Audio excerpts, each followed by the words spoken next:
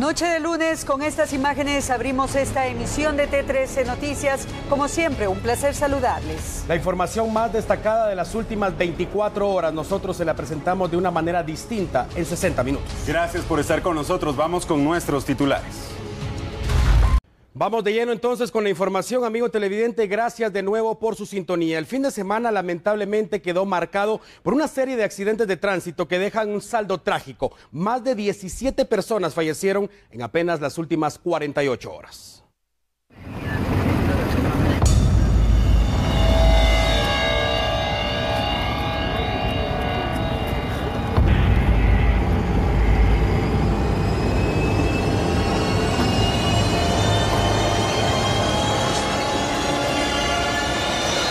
Iniciamos con las impactantes imágenes de lo ocurrido en jurisdicción de Puerto Barrios y Zabal.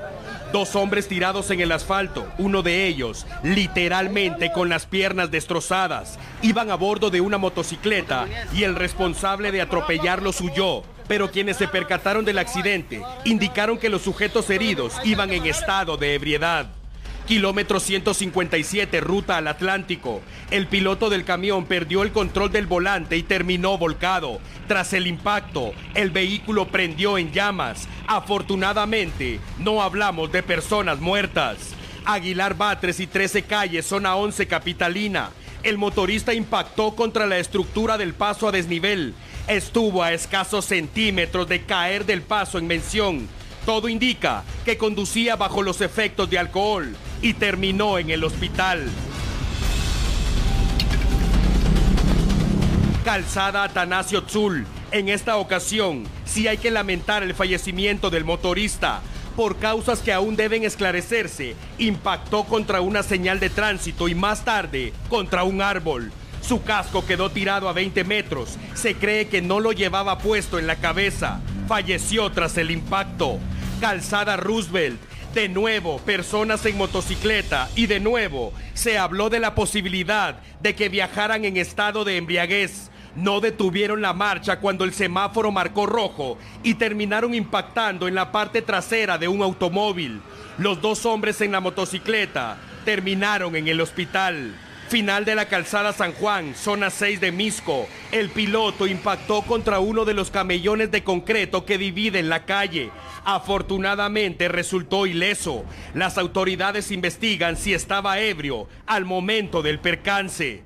Kilómetro 22, ruta al Pacífico. Una pareja viajaba en motocicleta. Ella iba en la parte trasera. El piloto ya no pudo mantener el control, supuestamente por los efectos de bebidas embriagantes y conducir a excesiva velocidad. Derraparon y ella murió. Poptún, departamento de Petén. Imágenes fuertes. Dos hombres en motocicleta fallecieron aplastados. Literal. Se cree que el conductor de un vehículo pesado pasó sobre ellos y los destrozó. Cuando tome el volante de cualquier vehículo, entienda que es responsable de su integridad, de quien lo acompañe y de los terceros que encuentren su camino.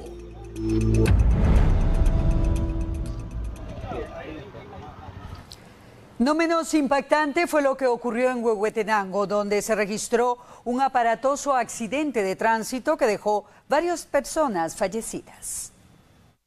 El percance fue protagonizado por una camionetilla blanca. En ella viajaban 10 personas y nadie sobrevivió. Cayó a un barranco de 300 metros de profundidad en el sector conocido como Piedrinera, Aldea La Zeta, en Chiantla, Huehuetenango. La noticia trascendió cuando los integrantes del Consejo Comunitario de Desarrollo de la localidad se percataron que en esa hondonada había un vehículo destruido y personas fallecidas. De inmediato llamaron a bomberos voluntarios. Los del casco negro activaron la alerta y fueron desplegados al lugar del accidente varios socorristas, incluidos los de la Patrulla Especial de Rescate. El trabajo para llegar hasta lo profundo del barranco fue complicado. Cuando finalmente los bomberos lo lograron, evidenciaron que la magnitud del accidente era trágica. En el interior del vehículo encontraron a 3 personas fallecidas y a unos cuantos metros a las otras 7. Se cree que salieron expulsadas cuando el automotor cayó al barranco. Se estableció que 9 de las 10 víctimas eran de una misma familia. Se trata de mujeres de apellido Velázquez, entre ellas una bebé de 4 meses de nacida. La otra persona fallecida era el piloto, identificado como Brian Marcos, de 48 años, amigo de la familia. Según la información preliminar de los hechos, este hombre perdió el control del volante cuando intentó rebasar a un motorista en una curva,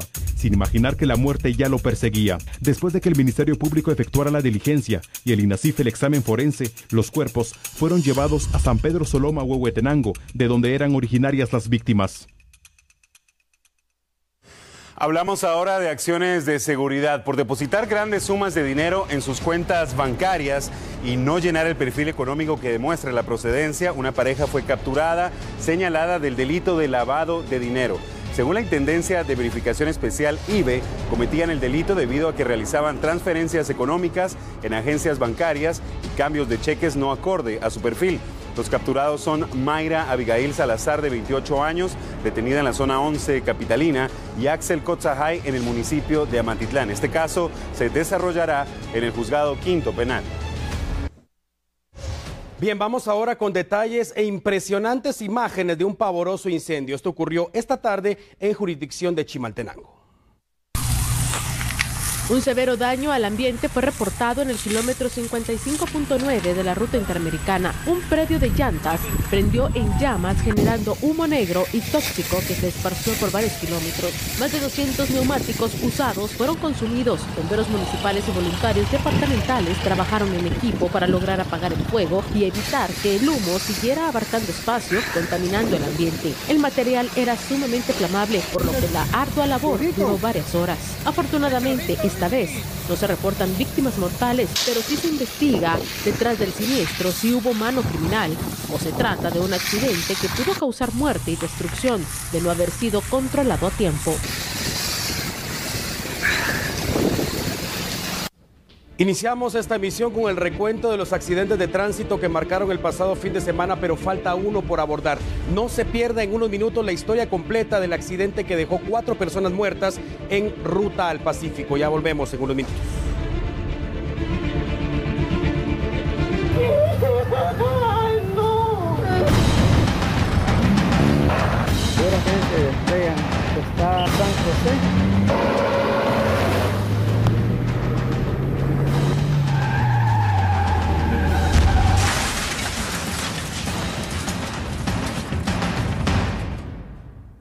País. Atención, amigo televidente, porque ahora vamos a hablar de las condiciones del clima, qué es lo que está ocurriendo en nuestro país en este momento, qué se tiene previsto para el resto de la semana. Eric de Paz, el experto en el tema, está con nosotros. Se ha especulado, Eric, acerca de la posibilidad de un nuevo frente frío en nuestro país y muchos nos empezábamos a acostumbrar ya del calor. Lo escuchamos, buenas noches. ¿Qué tal, Alan Alfaro? Buenas noches, amigos de T13 Noticias. Qué gusto saludarlos a esta hora.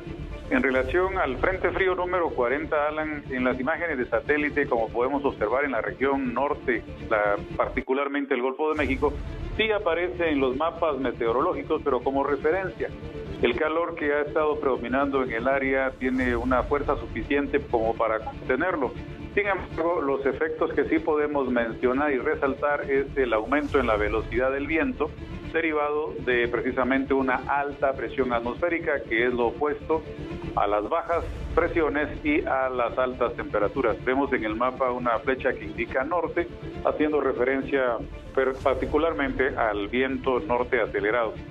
Estos cambios, como los que observamos desde anoche y esta madrugada, son temporales, Alan, son transitorios.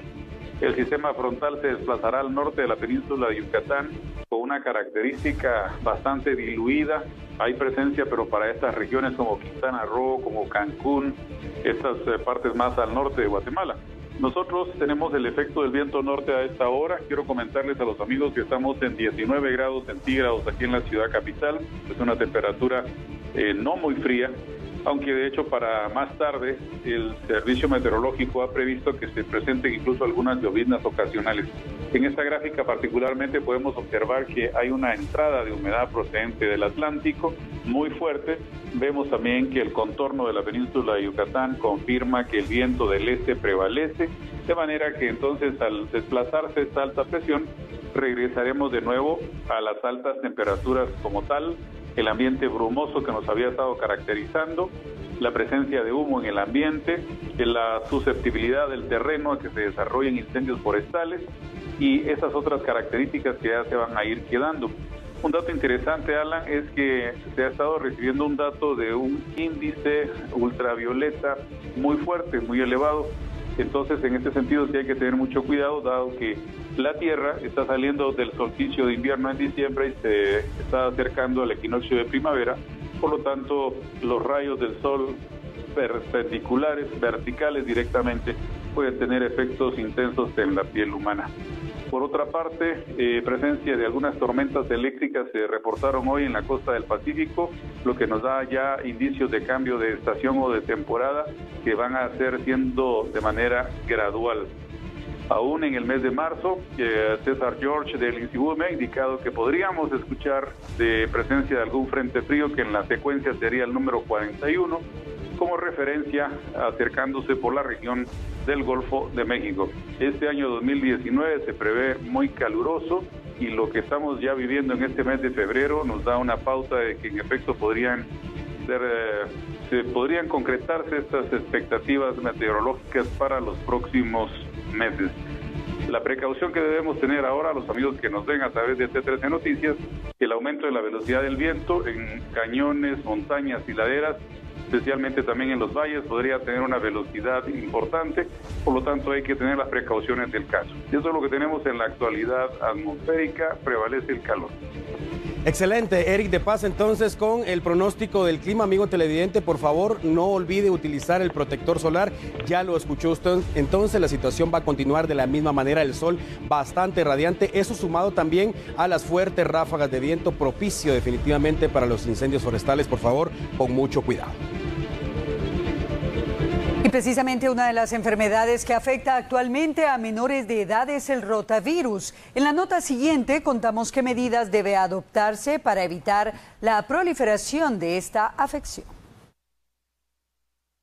El rotavirus, como su nombre lo dice, es un virus que de atacar al ser humano le provoca diarrea, fiebre, vómitos e incluso la muerte. Sabemos de brotes muy intensos de rotavirus en países como la India, Pakistán, parte del sudeste asiático. Afortunadamente en Guatemala, el gobierno de Guatemala tiene varios años de poner gratuitamente la vacuna. Es una vacuna que a nivel privado vale alrededor de 500 quetzales la dosis, ¿verdad? Entonces el gobierno la proveen gratuitamente, ¿verdad? Durante los primeros 2 y 4 meses de vida es importante que los niños sean vacunados para evitar el rotavirus. En Guatemala se mantienen protocolos de seguridad e higiene en aeropuertos y áreas fronterizas para evitar que ingresen casos al territorio nacional. Sin embargo, se han atendido algunos de estos.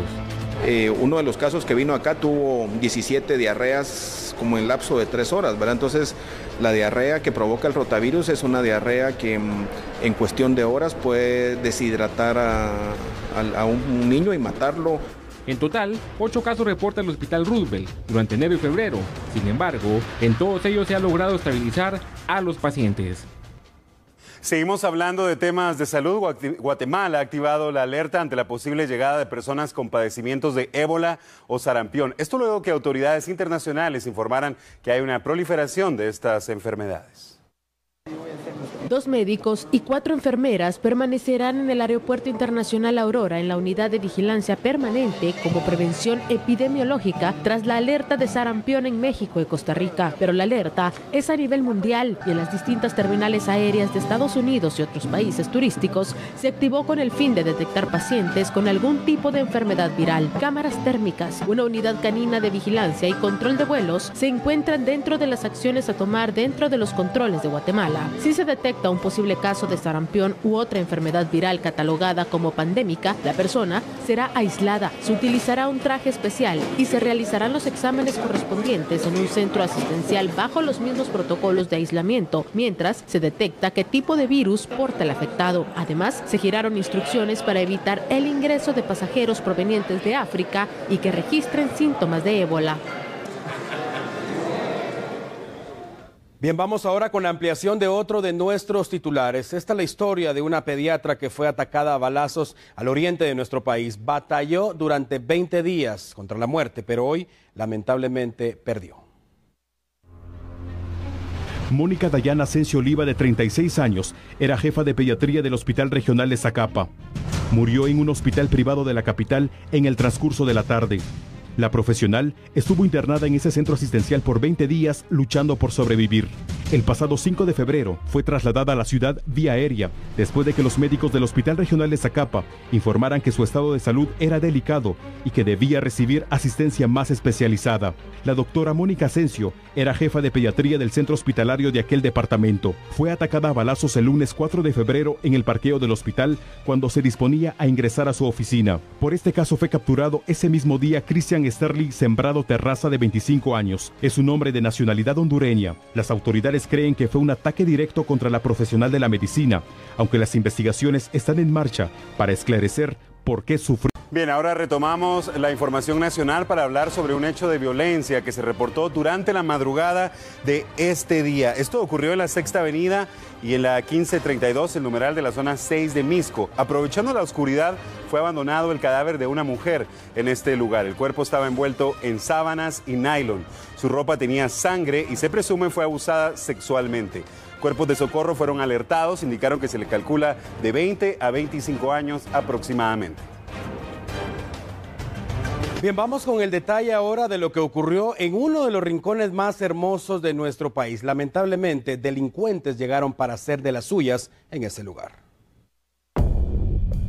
Como un acto de vandalismo, fue calificado el daño provocado a la imagen de Santa María de Cervelló, ubicada en la parte exterior de la Iglesia La Merced en la antigua Guatemala. Los primeros indicios dan cuenta que en la destrucción de la escultura habrían participado al menos 2 personas, aprovechando la oscuridad y el silencio de la madrugada del domingo. El Consejo Nacional para la Protección de la Antigua Guatemala evalúa los daños al patrimonio cultural y trabaja en un nuevo rostro para colocarlo a la imagen. El Ministerio Público inició con las investigaciones respectivas del caso para dar con los responsables. La fachada de este templo es una de las más emblemáticas de la ciudad colonial, que inició a construirse desde 1777. El hecho del pasado domingo causó indignación de diversos sectores de la ciudad colonial. Vecinos piden que se extremen las medidas de seguridad, como colocar cámaras de videovigilancia y rejas para evitar que se repitan estos actos vandálicos.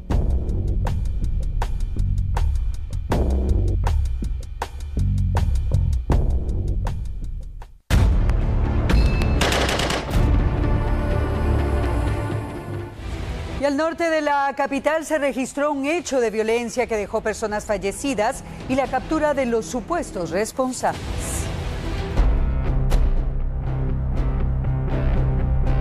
Las víctimas de este atentado armado fueron 2 hombres. Estaban en el interior de un vehículo gris cuando fueron sorprendidos por sicarios. El escenario, San Rafael 2, zona 18 capitalina. Les dispararon en repetidas ocasiones y murieron de forma inmediata. Los responsables huyeron y a la escena del crimen llegaron bomberos municipales, quienes confirmaron que las víctimas sufrieron heridas en órganos vitales. Se trata de Jorge Rubén Lemus Pinto y José Manuel Mayén. Familiares expresaron su consternación y aseguraron desconocer por qué los atacaron. La Policía Nacional Civil activó las alertas e inició un vasto operativo en ese sector de la zona 18. Fueron los agentes de la Comisaría 12 quienes entraron en acción. El resultado del operativo fue exitoso. En la 14 Avenida final de la colonia San Rafael 2, asentamiento El Bosque, se logró la captura de Esvin Estuardo Alvarado Ren, de 19 años, alias La Pulga, y de un menor de 14 años. Tenían en su poder 2 armas de fuego y se supone que las utilizaron para asesinar a los 2 hombres.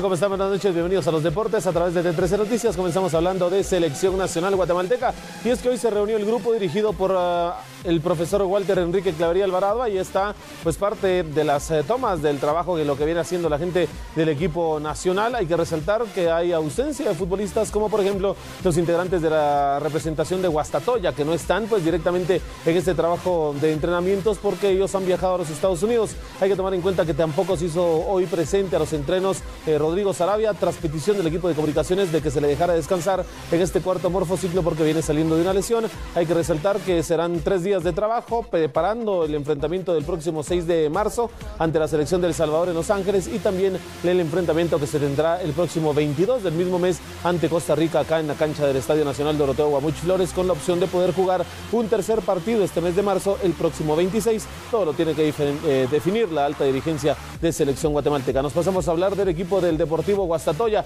Aquí está la llegada al estadio del Dynamo de Houston, del Houston Dynamo, que precisamente es el lugar en donde mañana se estará jugando a partir de las 7 de la noche.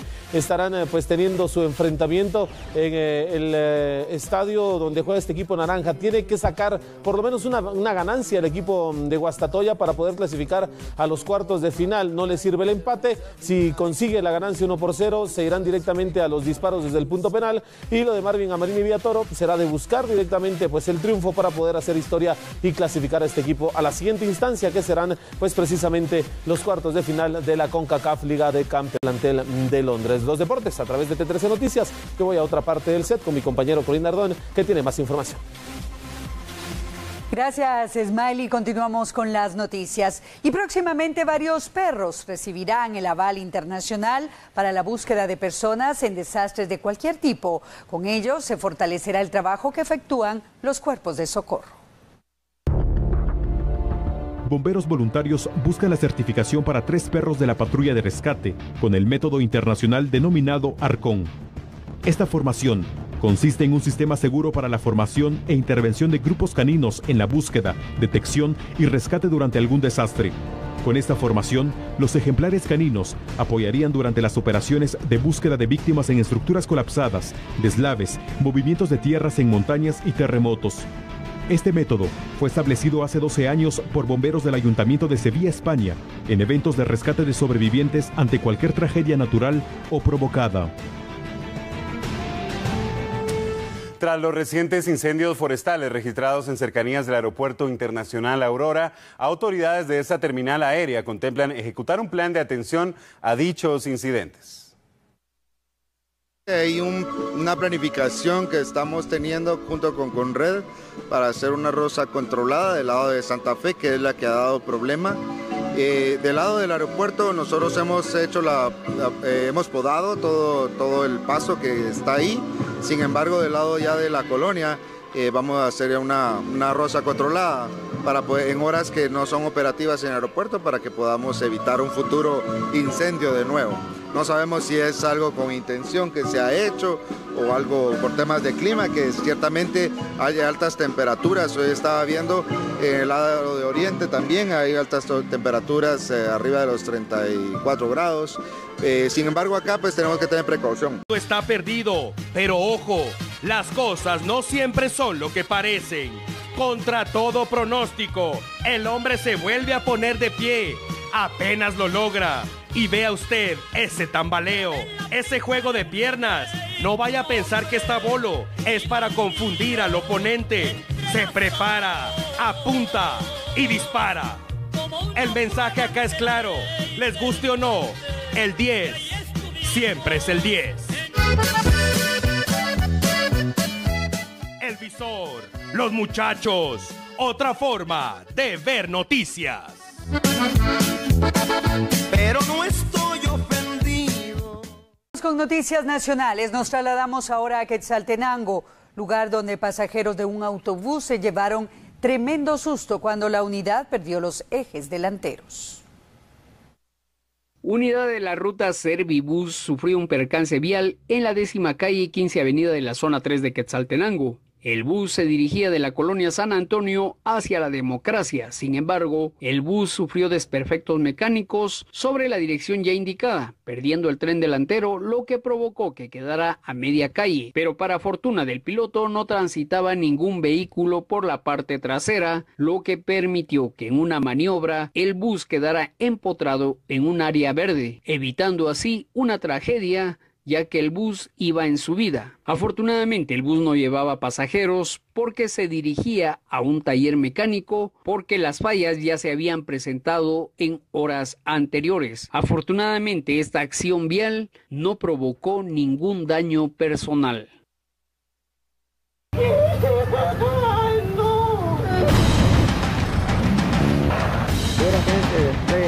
Está San José.